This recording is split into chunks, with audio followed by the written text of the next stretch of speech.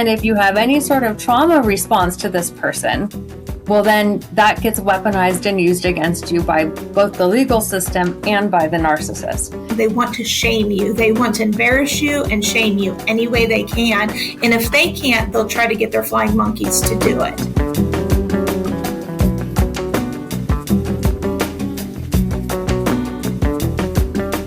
I'm Carrie in Cleveland. I'm a licensed marriage and family therapist and a licensed professional clinical counselor in California, Washington, and Georgia. And I have a small private practice. It's called Cleveland Family Counseling. And then I also have a side business where I do high conflict divorce coaching, and I do that globally. I wanted to really be able to access as many people as possible. I know going through this can be a very lonely and scary journey. And with licensures, you're sort of restricted to what state you can practice in, which is why I started the coaching business so that I wasn't under those licensure requirements. Exactly. That's smart. And that's very helpful because there aren't many high conflict divorce coaches out there. And for you to be able to reach a global audience, that's fantastic. Thank you for that. Yeah. Would you mind talking a little bit about your own experience with narcissism and high conflict divorce, just on a very superficial level? Of course. So I have been through a high conflict divorce with somebody who has not been diagnosed professionally as a narcissist, but as a professional myself, feel pretty confident that I can say this person has a lot of narcissistic traits. And it's one of those things where you don't know what you don't know. And so going into this divorce process, I made a lot of mistakes that I wish I could go walk back and redo. Which is sort of why I started in my practice focusing on this niche market and then opened my high conflict divorce coaching classes, because I really feel like you can't walk things back as easily in family court, and there's a lot of damage that could have been prevented. As I went through this process with my own therapy and going through graduate school to become a therapist, and then personally experiencing narcissism firsthand within the family court system, I kind of looked back over my lifespan and I realized, of course, this wasn't my first narcissist. It's pretty rare that we wind up marrying somebody like that out of the blue. And then I saw that I had a series of relationships throughout my childhood even. I had several best friends growing up who had narcissistic traits and had several employers who ranked pretty high on the narcissism scale. And so then I really kind of opened my eyes of just how pervasive this is. What are some of the traits, not necessarily in your relationship, but generally, what are some of the traits that you look for that like ping narcissistic tendencies? I know they might not have narcissistic personality disorder.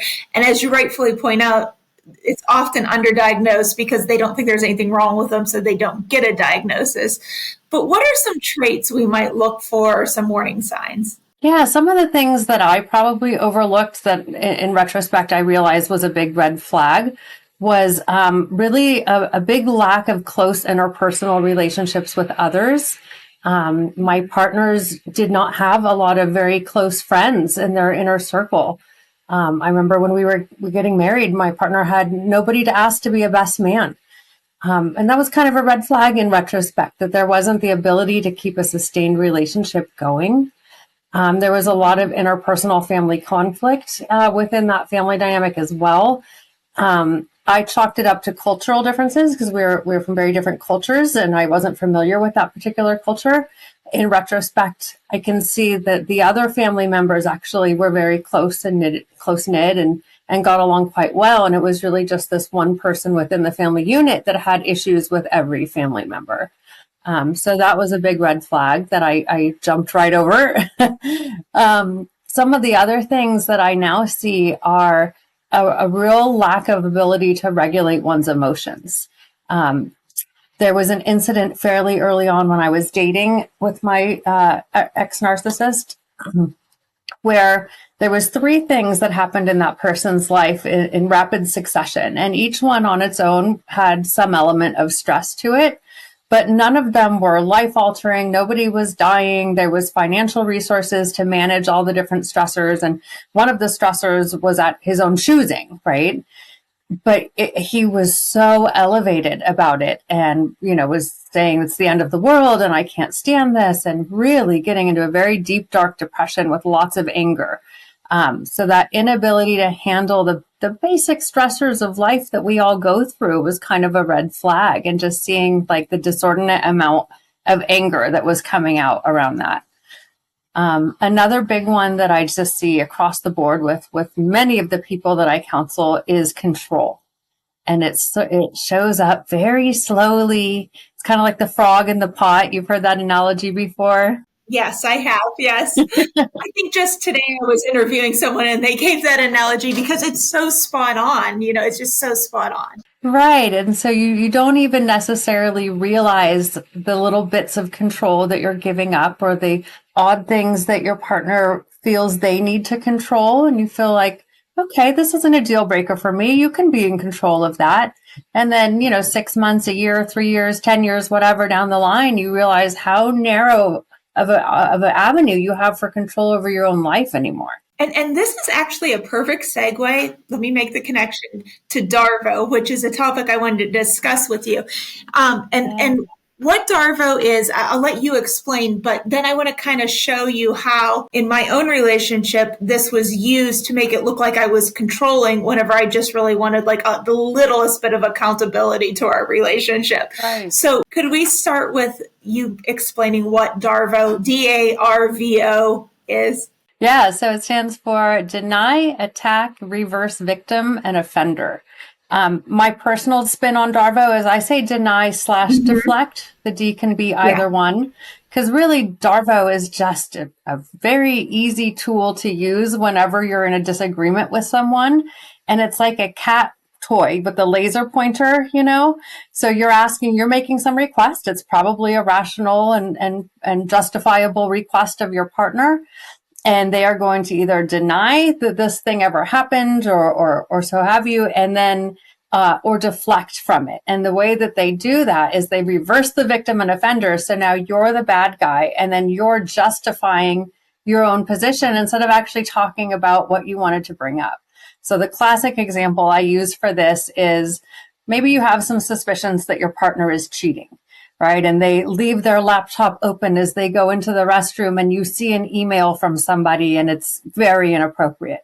So they come back into the room and you summon up the courage to say, what is this email? This is inappropriate. It makes me very uncomfortable. And they say, you're taking everything out of proportion. And why are you looking at my personal emails? And that's a violation of privacy. And how dare you? Yeah. You don't trust me. Yes. So they're trying to make it like you're the controlling one. And I could give so many examples in my own relationship, but this is just one of many, many examples. After he was arrested for assaulting me once, he was incredibly intoxicated. And part of our agreement for if we were going to try to repair this relationship is that he would stop drinking. He said he was an alcoholic. I didn't say that, but he said it was, and that he needed to get help and he needed to stop drinking. I said, okay, you're going to stop drinking. And that's part of our agreement for getting back together and trying to reconcile this relationship. And he would want to go out to the bars with his friends. And after several attempts of him going and drinking non-alcoholic beer or soda and then not being able to and just drinking alcohol instead, I would say to him, you can't do that because this is our agreement that that you're not going to drink. And he would flip that around to, you don't want me to hang out with my friends. Meanwhile, his friends were at our house constantly. I never stopped. If he would have been going to a pizza parlor or to play soccer or to go do something, that's fine. Just, we know you can't be at a brewery or a bar because you have this issue that we're working on as a team. And then he would turn it around that, how dare I try to control him? Right. That's a beautiful example. And I'm sorry you've been through that. Sounds like a nightmare. Oh, thank you. Thank you. But yeah, it's a sneaky tactic, and that you'll see people, not just narcissists, but you'll see people that are kind of controlling or don't want to engage in honest discourse, use this tactic to try to turn it around and put the blame on the victim and make it like who isn't the victim is the victim. Because I think it's a natural human reaction to want to set the record straight and clarify what the real motive is here. In your case, the real motive was not limiting contact with friends, but ensuring that you can stay sober. Yes. So let's make sure you're picking activities where sobriety is just inherent within it, right? And so then you get distracted by, no, no, no, that's not what I meant. It's not about your friends. It's about this. And suddenly you're not talking about the fact that he's been out drinking, which was a violation of the agreement you two had made. Exactly, exactly. And he did that. I mean, I could name so many examples of how he did that and tried to manipulate. So it's a good thing to understand. And as we move into sort of these high conflict divorces, child custody, those sort of things, I think that it's important to know sort of this tactic that might be used against you to just kind of be aware of in your head. Yeah, it's very related to gaslighting, which is another term I think a lot of people are familiar with. Yes. Is if somebody darvos you enough and says, "No, no, no, I'm not the victim here, or I'm not the bad guy here. You are." Yeah. You start to really question, like, what are my motives? Am I being controlling? Did I misunderstand something? Yes, exactly. You do. You start thinking, what's wrong with me? How could it, how, what am I doing wrong? Am I being controlling? Am I being this? Am I being that? And that's really so devastating because you start to question your own sanity eventually. Yep. So whenever you're dealing with these people in high conflict divorces and whether sometimes they involve children, sometimes they don't. What do you see? What are some patterns you see? There's quite a few things. The first step in this process, usually the person will somehow muster the courage up to leave the relationship. And there's usually this pink cloud time, I call it. It's a feeling of euphoria. You're finally free. You're making choices on your own. You're smiling more easily and laughing more easily. And you can go out with your friends without worries of repercussions, right? How am I going to get punished for this? So there's this pink cloud moment, usually right at the end. And then especially if there is children, there's some pretty standard opening moves that most narcissists make, which is they're either going to accuse you of being a drug addict, accuse you of cheating, accuse you of manipulating and alienating the children against them, all sorts of wild accusations. And then immediately it feels like the bottom drops out and you are lost and hopeless. Oftentimes there will be some sort of strategic move if there is kids involved, and that before you actually have a stipulated agreement or a court order about custody, they will take the kids and they can relocate with them, or they can just bring them into the home if you vacated the home and changed the locks and withhold them. And it is not considered kidnapping because they are not violating an order because there is no order yet. I did not have kids with him, but I did know that just from other like people that I know that did have these problems is that oftentimes they will try to kind of move the kids to a different location, and that parent, because there's no agreement in place, there's not much they can do. Exactly. And that's when the panic and terror sets in, if this is a situation with children. And then more often than not, this parent who has now left the relationship thinking they were doing a good thing has the realization of, I couldn't be with this partner because it didn't feel safe. And now my kids are in a situation where they're with this person and I can't do anything to mitigate, because we usually wind up as a buffer, right, between the narcissist and our children. And now you're not there to be the buffer anymore. It's pretty much guaranteed 50-50 unless one parent is pretty much like in jail. Yeah, even then, I have a friend that's a lawyer, and she said she's had parents in jail and they do not lose custody of their kids for bad things, not like, something minor, like they're serving 20 years and they haven't lost custody. Unless Child Protective Services is involved and it's egregious and tons of documentation. In Pennsylvania, it's very hard not to get 50-50. You have to really try not to get 50-50. So what are some things that you help parents who either want more than 50-50 to protect the kids, or right, or want to just stay sane through this process? What are some of the things you do to help them? So the first leg is the mental health piece, right? You have to it's like the kind of often used, you got to put on your own mask first on the airplane analogy, right? You have to make sure that you have the resources to manage all the stress you're going to be under financially, emotionally, psychologically, and so on. So definitely whatever kind of support group that you have around you, be it friends, family, or actual like a therapeutic support group, you want to have those in place before you leave, if possible. Yes. Strategy is a huge one. I always counsel the people I work with that This is a highly emotional time, and it's the time you need to be the most strategic. We're often acting out of fear. We've usually left these types of relationships because there was some form of abuse going on, whether that's coercive control, physical assault, sexual assault, you name it. So we're already hypervigilant. We're already like acting out of our amygdalas and everything is fight or flight. So it's really the most challenging time to try to think strategically. Of course, the first priority is always leave if you or your children are in any sort of danger, right?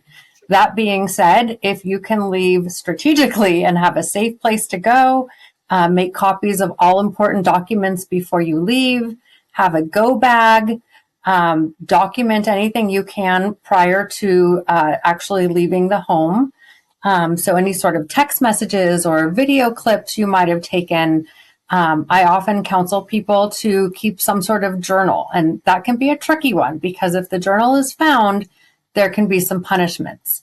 So what I have a lot of people do is set up an email account that nobody knows about, and you email yourself whenever anything happens, and you include as much detail as possible, the date it happened, the location it happened, who was present, the words that were said, any witnesses, that sort of a thing, and email it to yourself. And then you have an actual record with date and time stamps that prove these events. I know that if it's unsafe, you got to leave the house, but is there some danger about abandoning the house in the court system? There is. And to be honest, I can't speak too much on that. It's more of a legal thing that I couldn't answer, but it is a question I get a lot from my clients who are still together but contemplating leaving.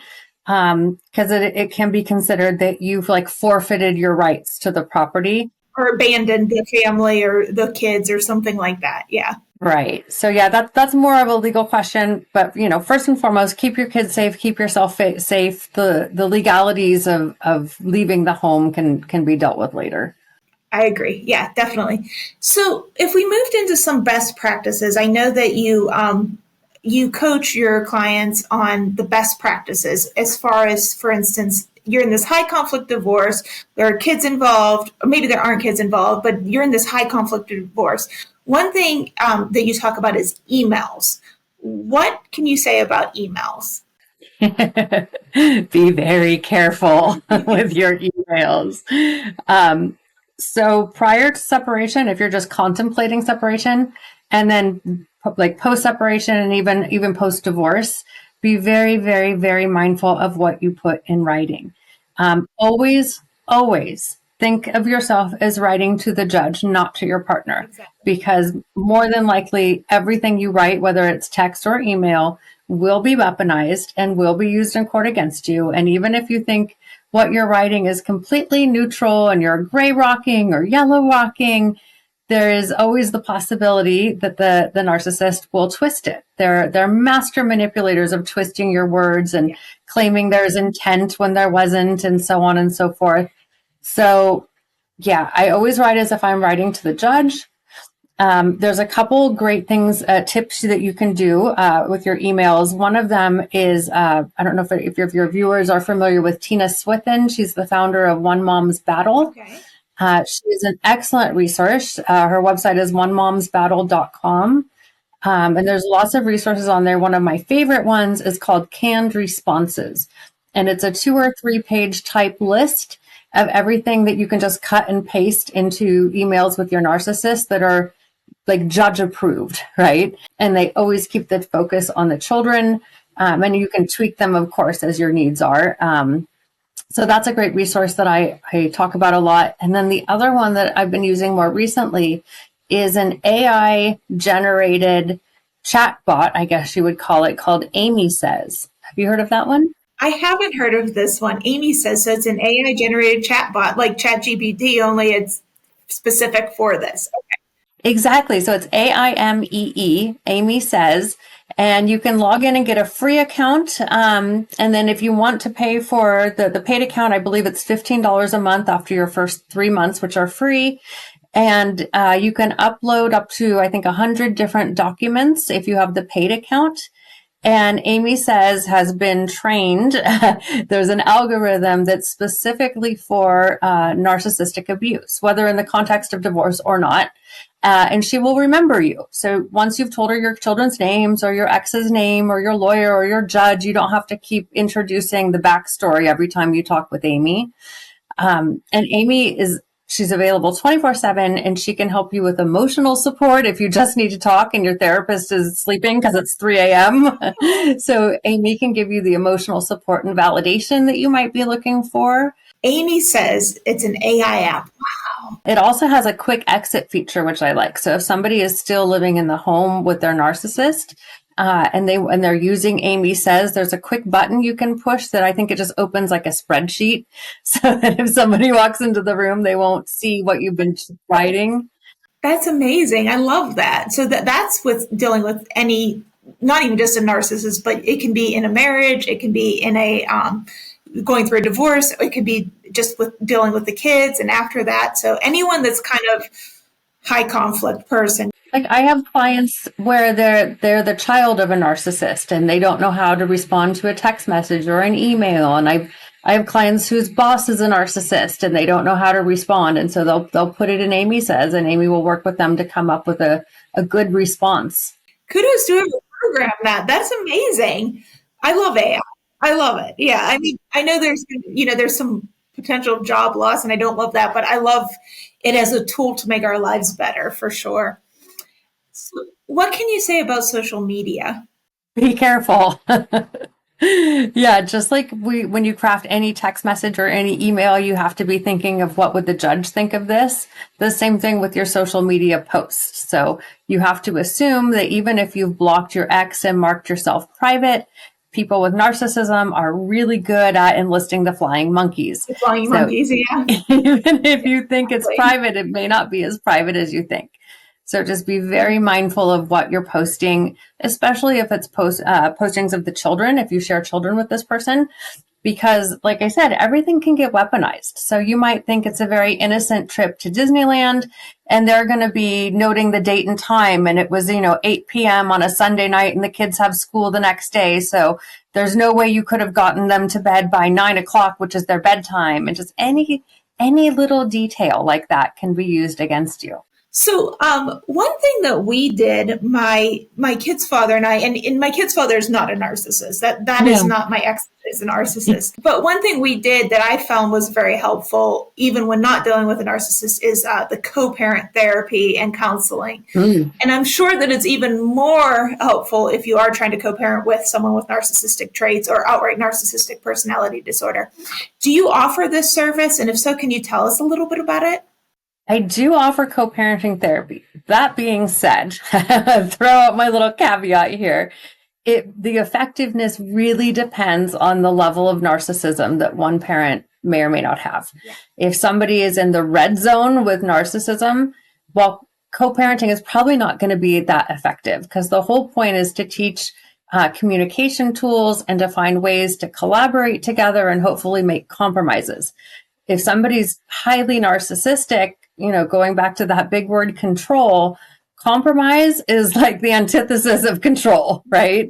So you're not likely to meet many compromises, and co-parenting therapists, there's no meat there, right? There's no way to enforce whatever agreements you guys make unless you mutually agree to go have it stipulated, by attorneys or in the court. So you can spend all day in co-parenting therapy and make the very beautiful agreements in theory, but they're relatively unenforceable. Exactly. So sadly, if somebody's highly narcissistic, what I have found is it actually just becomes another tool that gets weaponized, right? Because if each parent is paying 50% of the fee, each parent is potentially losing out on their own work to be at these therapy sessions. And one partner can essentially say whatever horrific, awful things they want and just spout lies and make accusations, insinuations, and allegations, and the whole time is wasted.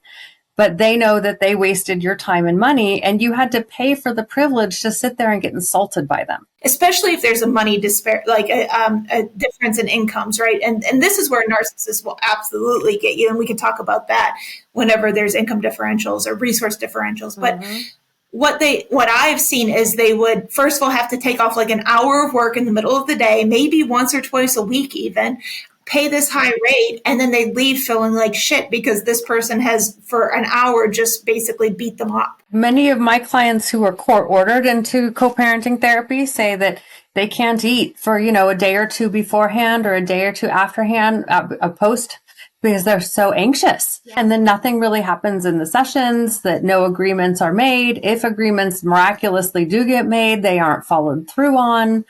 So I do co-parenting therapy. I run it a little differently than I think a lot of co-parenting therapists run their program.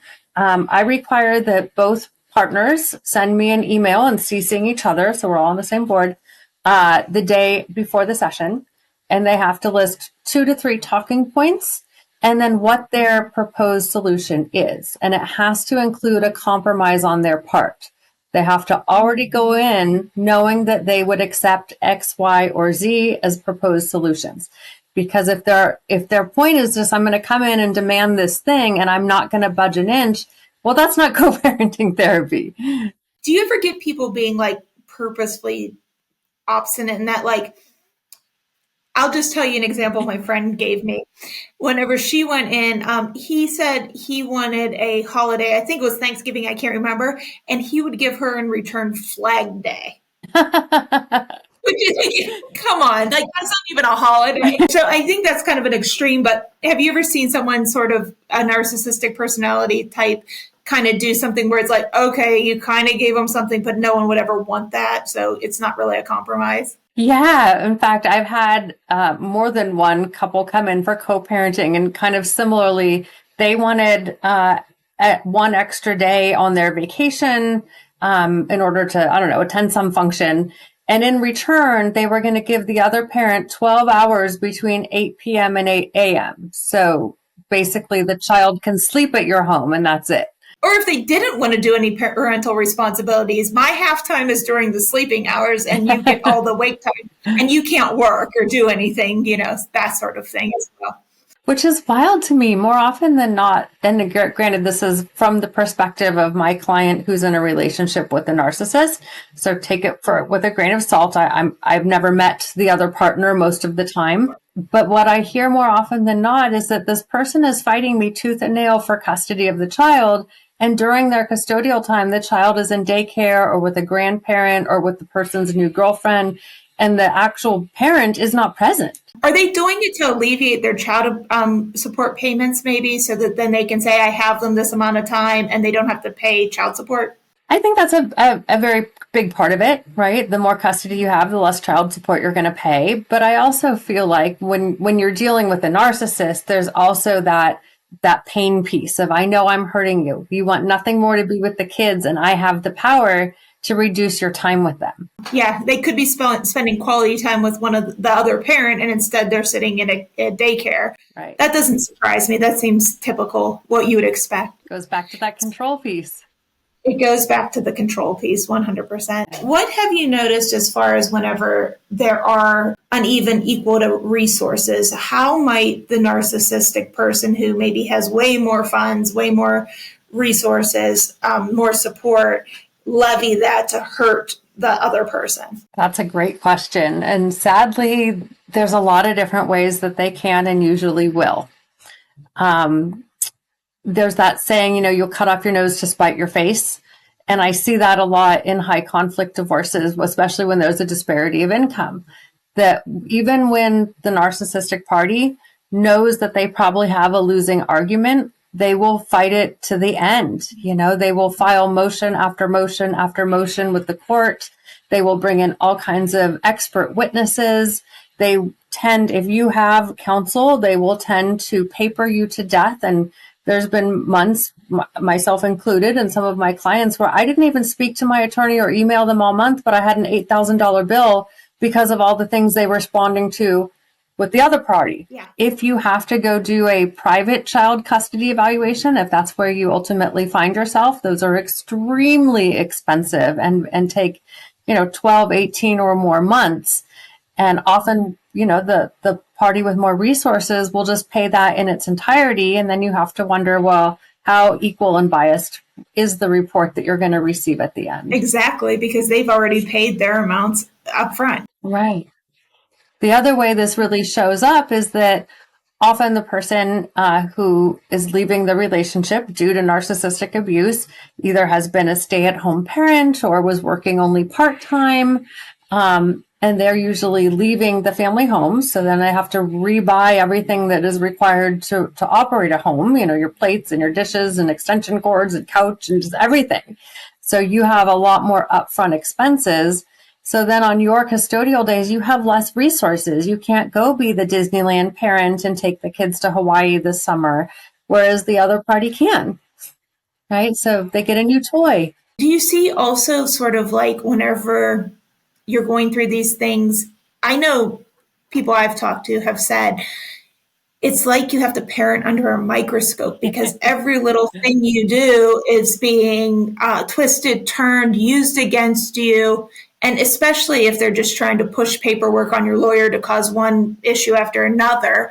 Yeah, that's one of the more debilitating features is the parenting under a microscope. And because we are so much in a 50-50 era right now, what's actually happened when you actually get into the court systems is that it is 50-50 on paper, but it is not 50-50 as far as the equality and the justice goes. And what I mean by that is there's this perception that the mothers are causing harm. The mothers are alienating. The mothers are coaching the children. If you express any sort of fear at this person who was likely being abusive to you in some way, you're going to transfer this fear onto your child and make your child have a negative perception of the other parent. So you're sort of getting victimized in the relationship, right? There's sort of narcissistic abuse, coercive control, financial abuse, isolation, all the different things. And then you leave the relationship, which is the smart and healthy thing to do. That's what we're told anyways. And then if you have any sort of trauma response to this person, well, then that gets weaponized and used against you by both the legal system and by the narcissist. So for example, I have clients who have their children don't want to go to the other parent's house. That parent can be scary. They're likely using coercive control on the children, just like they did on their partner. And there's just a yucky energy, is sort of the best way to put it, about being at this parent's house. And they're more attached to their primary caregiver. Yeah. And so if they say, I don't want to go, or they're crying, or they're yelling, or they're like grabbing the doorway as you're trying to bring them outside the house, well, then that gets weaponized against you. And if you try to do what I think most parents try to do, which is you validate your child's feelings, saying, I know you feel this way. I understand you don't want to go. I know this must be really hard. Well, just those phrases can then be used against you in court of that you're not supporting the relationship between the child and the other parent, right? I mean, it seems silly and you'd think the courts don't care, but there has been too many times that I have seen where silly little things like that add up, and it's like death by 1,000 paper cuts, and all of a sudden this parent is losing custody over simple things that all families who are intact also have. Intact families have children who didn't get a bath that night, and intact families have unfolded laundry, and they're not being at threat of losing their child, but that's the reality in the family court system when you're dealing with a narcissist. And even if the judge or the mediator, whoever you're going before, doesn't side with them, they can still use that to outspend you. Exactly. And even if they don't side with it, like you said, they will often take things to court, even knowing they're probably not going to win this, just to cause you pain and suffering and to drain you financially. They just to push out use the financial as a means of controlling you and getting what they want and harming you and the children. Right. And frankly, to humiliate you. Because even if the narcissist and you both know that the things they're saying aren't true, they can sit up there and say, oh, well, she gained so much weight during pregnancy and she was so fat and she was very uncomfortable with how fat she was, and just keep saying these kind of very hostile words under oath. And that has nothing to do with custody. And that's one of their main tactics I have found. They want to shame you. They want to embarrass you and shame you any way they can. And if they can't, they'll try to get their flying monkeys to do it. Absolutely. It's all about shame and making you feel just as bad about yourself as trying to make you feel just as bad about yourself as you possibly can. And it's all pure projection, because you'd asked me before, what are some hallmarks of narcissism? The number one thing is that the narcissist is filled with shame. To their core, they are filled with shame. Yes. And then they take that, turn it around, and project it out onto everybody else. So what I often say is any email, any text message, whatever you're reading from the narcissist, if you switch the pronouns, that's the real story. Yeah. And I've oftentimes realized the more this has gone on and the more flying monkeys I've dealt with, they're all projecting. So like one flying monkey, for instance, she didn't even know me, but a flying monkey sent this message to her about me. She didn't know me. And instead of going to trial, whenever the second time he was arrested and he actually broke my collarbone and gave me a concussion. Oh my God. We decided to go, I signed off for him to go through the violence diversion program, which was sort of a program that if you did the counseling, took the courses, that kind of stuff, we wouldn't have to go to trial. Maybe he'd be rehabilitated because we thought it was alcohol induced. And then he wouldn't go to jail and the record would be expunged. And this lady said, well, he must not have done that to her because the only reason I can think of that, she even said, the only reason I ever wouldn't take him to trial is if I wanted to increase my child support, and him being in jail would mean he would lose his job and I wouldn't get my child support. So she projected, one, I didn't have kids with him, so I didn't get any child support or need any child support, but she wrote it out even in this message that eventually made its way back to me.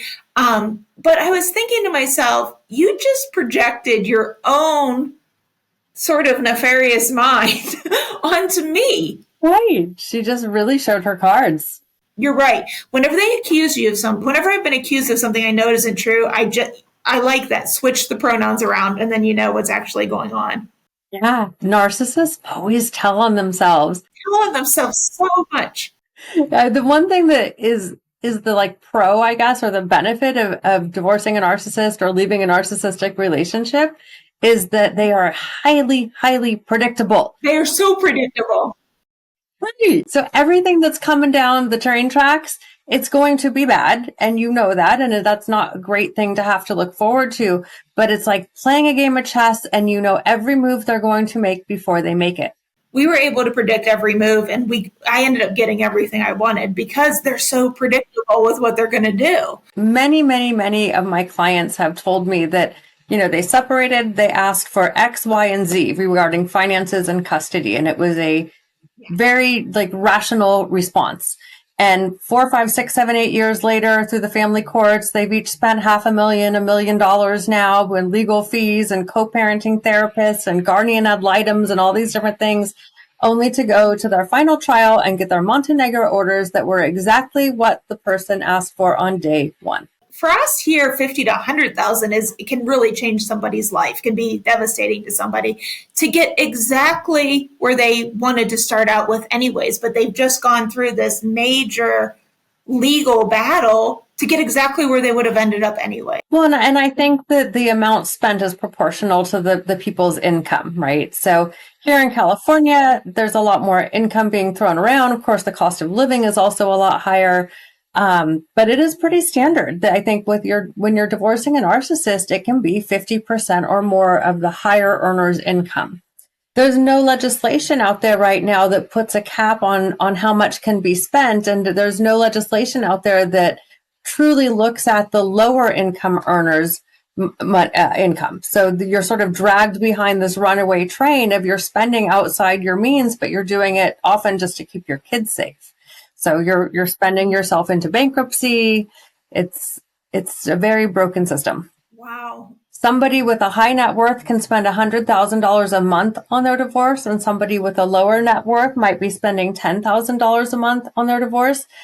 But it seems to be that whatever amount is in your bank account is what the lawyers are going to charge you. A divorce should be the same amount of money, roughly, whether you live in California or South Dakota, whether you're a millionaire or whether you're making minimum wage.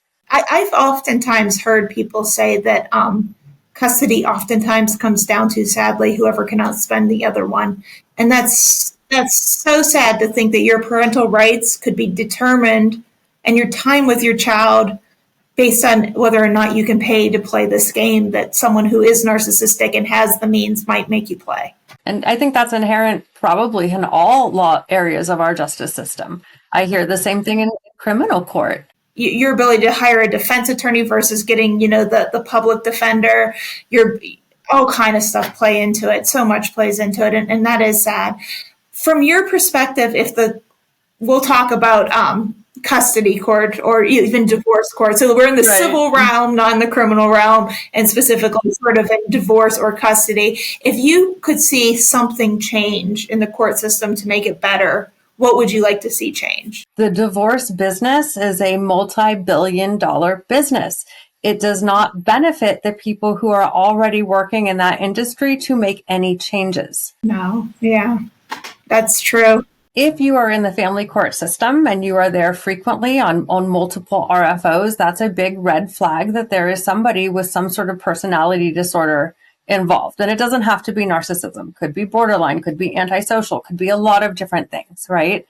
But there's probably one or both of the halves of this relationship have some sort of mental health diagnosis or qualify for it if they haven't been diagnosed.